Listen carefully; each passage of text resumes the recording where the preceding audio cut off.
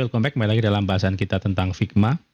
Pada bagian ini kita akan mengupas dua buah kelompok pada text splitter ini. Yang pertama alignment dan kemudian manipulation.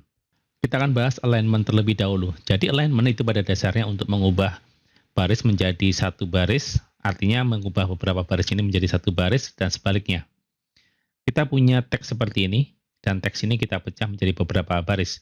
Dan ini merupakan teks yang terbagi menjadi beberapa layer juga. Jadi terpecah dalam beberapa layer yang berdiri sendiri. Sekarang kita coba seleksi.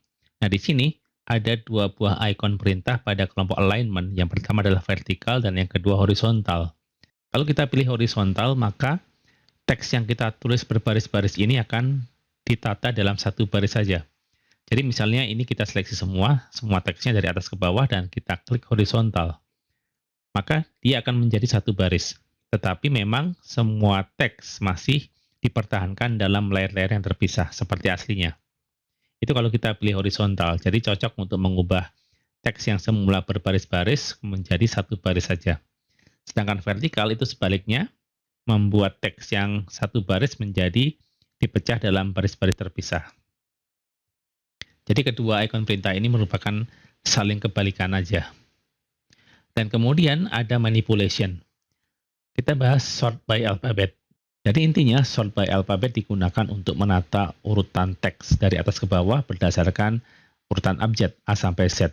Kebetulan kita sudah menatanya dari A, B, D, G, K, dan P ini dalam urutan abjad. Jadi kalau kita klik maka tidak akan ada perbedaan apapun kecuali kalau urutan teksnya ini dilihat dari atas ke bawah pada huruf pertamanya tidak tertata dengan urutan abjad, maka sort by alphabet akan berfungsi dengan baik. Kemudian sort by length itu digunakan untuk menata teks berdasarkan panjangnya atau banyaknya karakter. Kalau kita klik seperti ini, maka dia akan terbalik. Yang panjang, yang jumlah karakternya banyak akan menempati bagian atas dan menurun pada teks yang hanya mengandung satu atau dua karakter. Kita bisa membaliknya lagi dengan mengklik reverse. Artinya, apa yang sudah kita short akan diputar atau akan dibalik.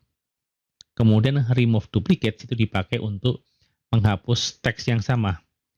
Jadi kalau kita punya menu, katakanlah kita punya aplikasi, dan di sini ada menu. Menu home, lantas about us, kemudian ada juga contact, dan kebetulan kita buat home lagi. Mungkin karena menunya banyak, kita tidak menyadari bahwa ada dua buah home. Maka untuk menghapusnya, supaya kita bisa melakukannya dengan cepat dan cermat, kita seleksi dan kita klik remove duplicates. Akibatnya, bagian yang terduplikasi akan dihapus, yaitu yang ada di bagian bawah, dan kemudian line-line-nya akan dipertahankan karena tidak ditemukan duplikasi, dan akan disatukan dalam seleksi seperti ini.